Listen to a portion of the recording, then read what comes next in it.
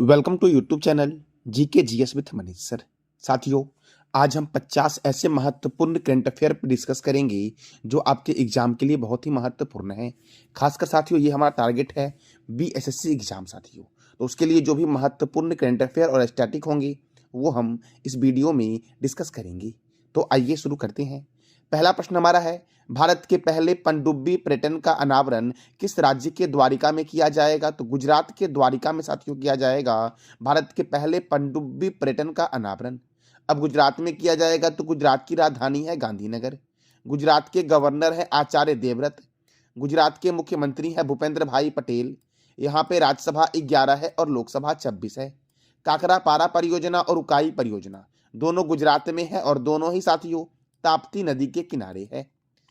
साथियों देखो, पोरबंदर लेक वन्य जीव अभ्यारण्य, रतन महल वन्य जीव अभ्यारण्य, वंशधा राष्ट्रीय उद्यान, थोल झील वन्य जीव अभ्यारण्य और वाधवाना आर्द्रभूमि जो है ये किस राज्य में है? तो गुजरात में है। जंगली गधा अभ्यारण्य भी गुजरात में है और ब्लैक बक राष्ट्रीय उद्यान भी कहां पर है? तो गुजरात में ही है साथियों। अगला प्रश्न हमारा है, हाल ही में कौन सा राज्य भारत की पेट्रो राजधानी बनी है? तो गुजरात बनी है साथियों पेट्रो राजधानी। देखो, गुजरात का जामनगर दुनिया की सबसे बड़ी तेल रिफाइनरी और भरूच जिले के दहेज में ओपीएल पेट्रोकेमिकल परिसर के साथ भारत का गुजरात अब साथियों पेट्रो राजधानी के रूप में प्रसिद्ध हुआ है। तो भारत की पेट्रो राजधानी कौन बनी है? गुजरात बनी है। तो गुजरात की राजधानी क्या है? गांधीनगर। और गांधीनगर में है प्लाज्मा अनुसंधान संस्थान। और गुजरात का एक शहर है अहमदाबाद जो साबरमती नदी के किनारे है। और यहाँ पर यहाँ पर कपड़ा उद्योग अनुसंधान संस्थान है। और सरदार पटेल अंतरराष्ट्रीय हवाई अड्डा जो है ये अहमदाबाद में है और अहमदाबाद साबरमती नदी के किनारे है साथियों। देखो, भारत का बोस्टन और भारत का मैनचेस्टर भी किसे बोलते हैं? तो अहमदाबाद को बोलते हैं। देखो साथियों, उत्तर भारत का मैनचेस्टर बोलते हैं कानपुर को और दक्षिण भारत का मैनचेस्टर बोलते हैं तमिलनाडु के कोयम्बटूर को साथियों। अगला प्रश्न हमारा है, पतले प्लास्टिक बैग पर प्रतिबंध लगाने वाला दुनिया का पहला देश कौन बना है? तो दुनिया का पहला देश बना है न्यूजीलैंड साथियों। साथियों अगला प्रश्न हमारा है, हाल ही में पृथ्वी के गहरे अध्ययन करने के लिए किस देश ने समुद्र पोत पेंगजियांग का अनावरण किया है? पेंगजियांग का अनावरण किस देश ने किया है? तो चीन ने किया साथियों। किसने किया है? चीन ने। इसका उद्देश्य क्या है? तो इसका उद्देश्य है पृथ्वी आवरण तथा समुद्र संसाधन का पता लगाना। चीन के रक्षा मंत्री ही बदल गए हैं और चीन के रक्षा मंत्री बने हैं डोंग जून साथियों। कौन बने हैं? डोंग जून। चीन की राजधानी क्या है? बीजिंग।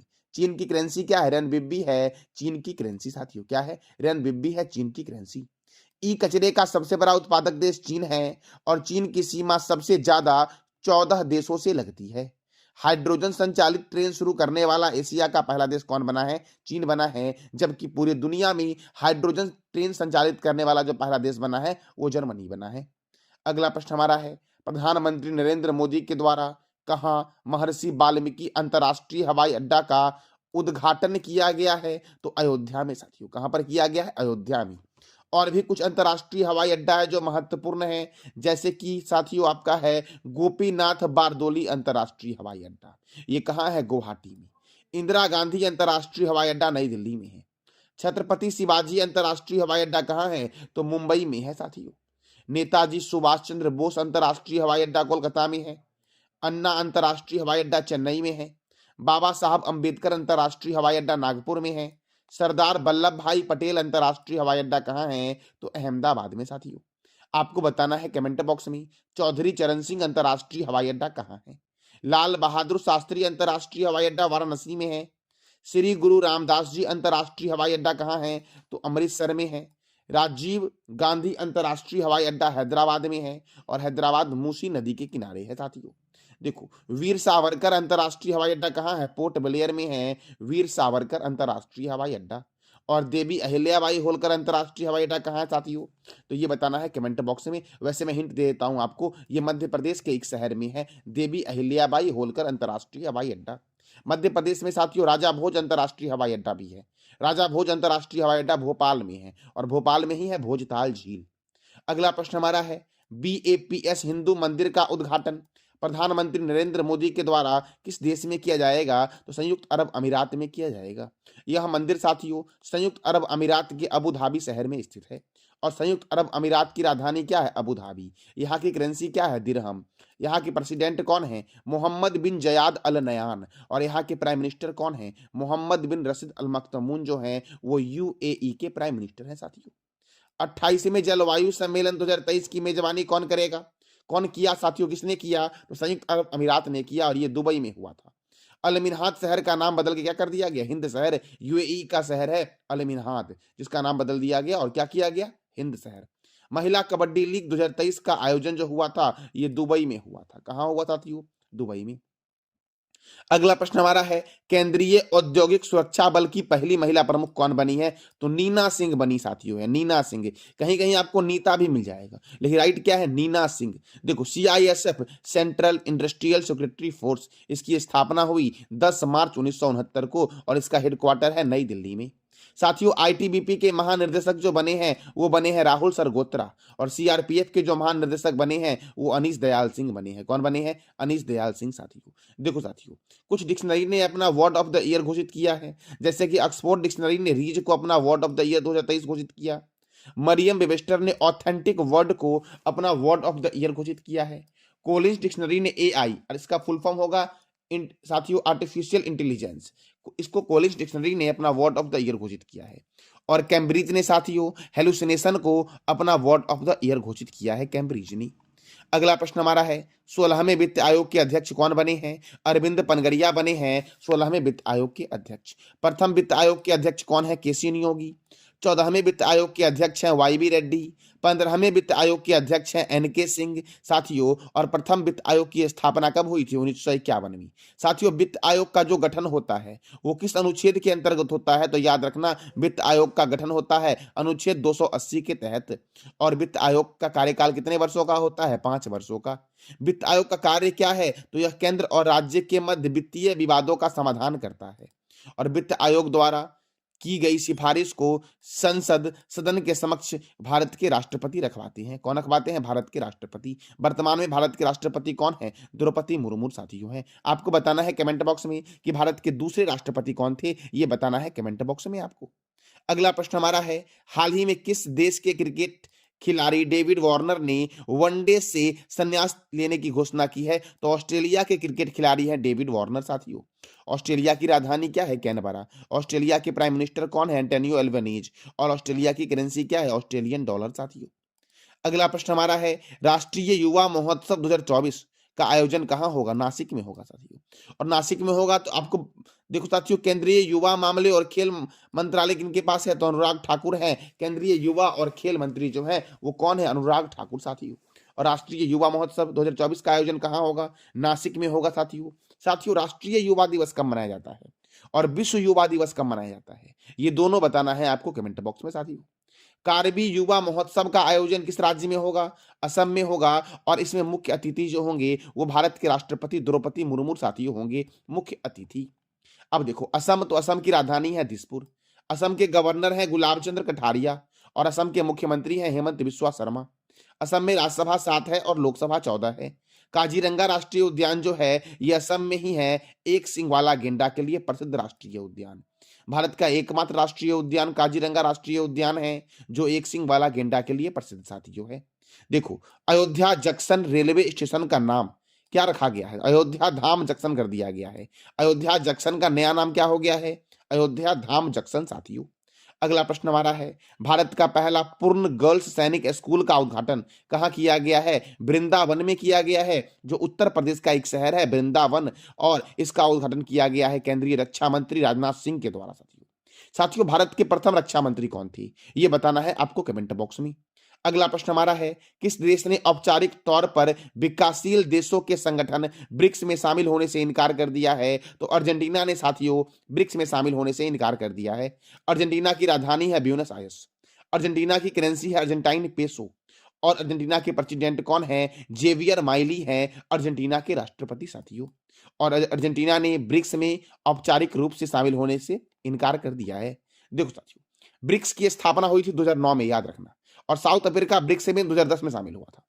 अगला प्रश्न हमारा है, अमित शाह द्वारा मैन ऑफ द ईयर 2023 किसे सम्मानित किया गया है? तो साथियों अमित शाह ने मैन ऑफ द ईयर 2023 से सम्मानित किया है पी हेमंत के श्रीनिवास उल्लू को। साथियों पी हेमंत के श्रीनिवास उल्लू को। अगला प्रश्न हमारा है, हाल ही में वर्ष 2024 की ब्रिक्स की अध्यक्षता किस देश ने ग्रहण की है? तो रूस ने ग्रहण की है। अब रूस ने ग्रहण की है तो रूस की राजधानी क्या है? मास्को। रूस की करेंसी क्या है? Russian rouble. और रूस के राष्ट्रपति कौन है? Vladimir Putin. साथियों देखो, कृत्रिम उपग्रह को अंतरिक्ष में भेजने वाला पहला देश बना है रूस। अंतरिक्ष में जाने वाला प्रथम व्यक्ति था मेजर यूरी गॉगरिन। अंतरिक्ष में तैरने वाला प्रथम व्यक्ति कौन था? Alexei Lenovo.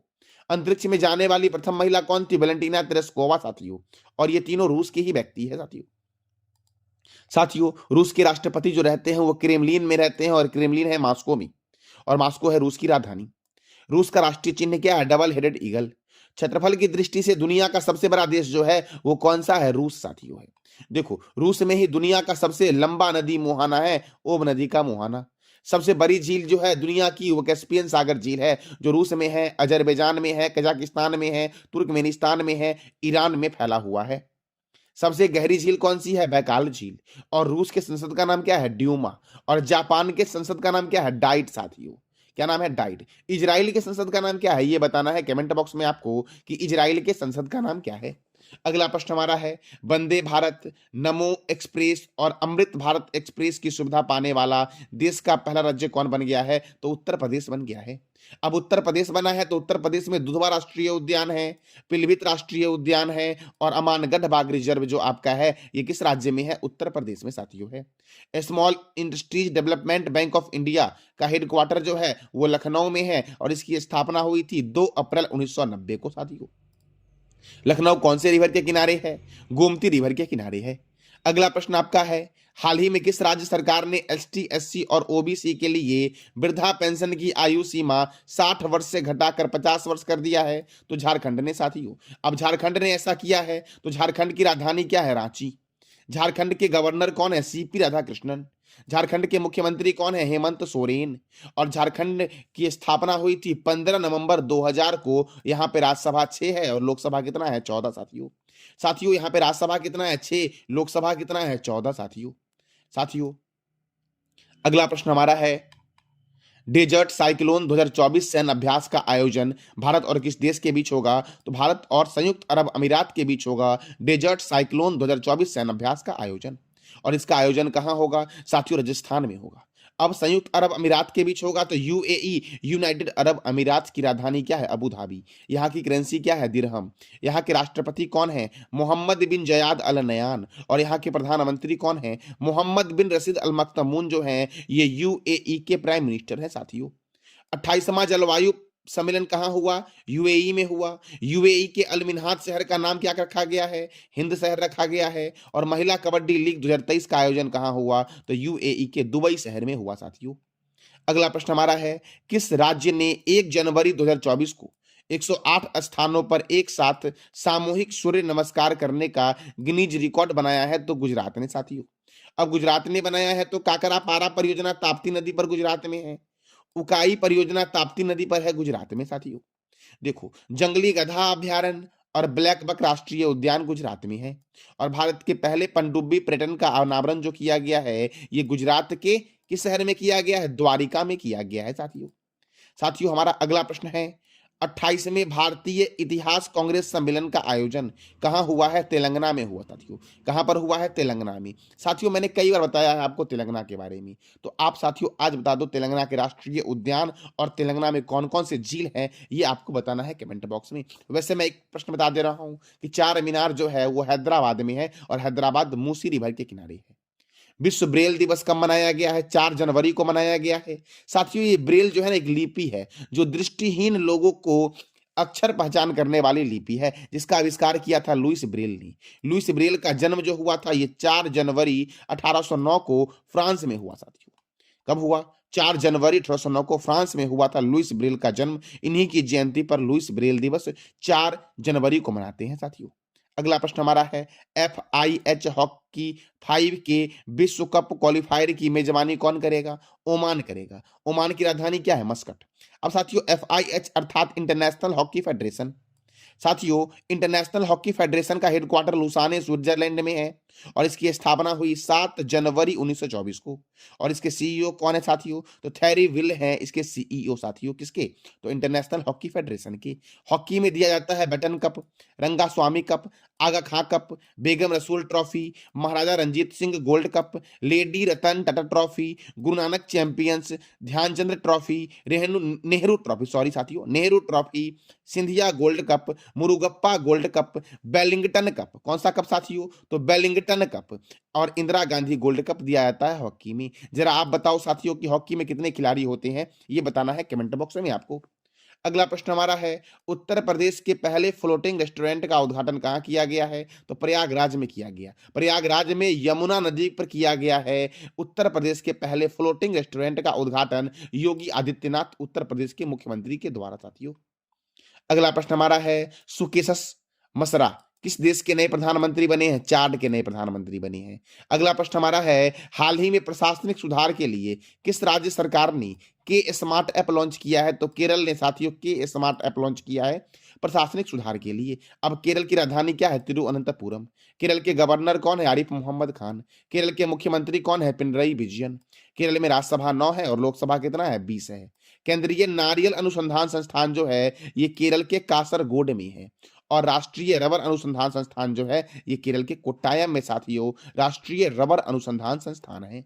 साथियों, अगला प्रश्न हमारा है, अंतर्राष्ट्रीय बुकर पुरस्कार 2023 किसे दिया गया है? तो जॉर्जी गोस्पोदिनोव को दिया गया है अंतर्राष्ट्रीय बुकर पुरस्कार 2023 साथियों। बुल्गारियाई लेखक हैं जॉर्जी गोस्पोडिनोव को अंतर्राष्ट्रीय बुकर पुरस्कार दिया गया है। और बुल्गारिया के कोई ऐसे पहले व्यक्ति हैं जिनको साथियों अंतर्राष्ट्रीय बुकर पुरस्कार से सम्मानित किया गया है। तो बुल्गारियाई लेखक जॉर्जियो गोस्पोडिनोव ने अपने उपन्यास टाइम शेल्टर के लिए 2023 का अंतर्राष्ट्रीय बुकर पुरस्कार जीता है। यह बुल्गारिया का पहला उपन्यास है जिसे अंतर्राष्ट्रीय बुकर पुरस्कार दिया गया है। तो जॉर्जो गोस्पोदिनोव को किस पुस्तक के लिए, किस उपन्यास के लिए अंतर्राष्ट्रीय बुकर पुरस्कार 2023 दिया गया है? तो साथियों इनका पुस्तक का नाम है टाइम शेल्टर। साथियों देखो, अंतर्राष्ट्रीय बुकर पुरस्कार की शुरुआत कब हुई थी? तो याद रखना अंतर्राष्ट्रीय बुकर पुरस्कार की शुरुआत हुई थी 2005 में। साथियों, अंतर्राष्ट्रीय बुकर पुरस्कार को मैन बुकर इंटरनेशनल प्राइज के रूप में हुई थी शुरुआत इसकी। 2005 में जब इसकी शुरुआत हुई थी उस समय इसका नाम क्या था? Man Booker International Prize. यह शुरू में एक द्विवार्षिक पुरस्कार था, यानी कि 2 वर्ष के अंतराल पे पहले दिया जाता था। और इसमें शर्त थी कि विजेता लेखक यूनाइटेड किंगडम का नागरिक होना चाहिए। जब इसकी शुरुआत हुई थी उस समय 2 वर्ष के अंतराल पर यह पुरस्कार मिलता था और इसकी शुरुआत हुई थी मैन बुकर इंटरनेशनल प्राइज के रूप में। और जब इसकी शुरुआत हुई थी उस समय उसी को दिया जाता था जो यूनाइटेड किंगडम के नागरिक हो, परंतु 2015 से यह नियम को हटा दिया गया और यह दुनिया भर के लेखकों के लिए मुक्त कर दिया गया कि दुनिया में कोई भी व्यक्ति अंतर्राष्ट्रीय बुकर पुरस्कार ले सकते हैं। कब से ऐसा किया गया? 2015 से। देखो साथियों, इस्माइल कादरी जो थे इस पुस्तक के प्रथम विजेता थे। और साथियों देखो 2022 में जो दिया गया वो गीतांजलि श्री को दिया गया था। यह पुरस्कार 2022 में अंतर्राष्ट्रीय बुकर पुरस्कार किसे दिया गया था? गीतांजलि श्री को, रेत की समाधि के लिए। इनका उपन्यास का नाम क्या था? रेत की समाधि साथियों मैन बुकर पुरस्कार 2023 आयरलैंड के पॉल लिंच ने अपने उपन्यास प्रोफिट सॉन्ग के लिए जीता है। तो साथियों मैन बुकर किसे दिया गया? पॉल लिंच को दिया गया। किसे दिया गया? पॉल लिंच को। देखो, अंतर्राष्ट्रीय मैन बुकर पुरस्कार विश्व में किसी भी व्यक्ति को दिया जा सकता है, लेकिन मैन बुकर पुरस्कार केवल राष्ट्रमंडल में शामिल देशों को दिया जाता है साथियों। देखो साथियों, बुकर पुरस्कार की स्थापना सन 1969 में हुई थी और इंग्लैंड की बुकर मैकलोन कंपनी के द्वारा की गई थी। बुकर पुरस्कार की शुरुआत कब हुई थी? 1969 में साथियों। और अंतर्राष्ट्रीय मैन बुकर पुरस्कार की शुरुआत कब हुई थी? तो 1905 में किया गया था। कब किया गया था? 1905 में साथियों ये था हमारा आज का टॉपिक। जानकारी अच्छी लगी तो चैनल को लाइक करें, शेयर करें और सब्सक्राइब करें। धन्यवाद।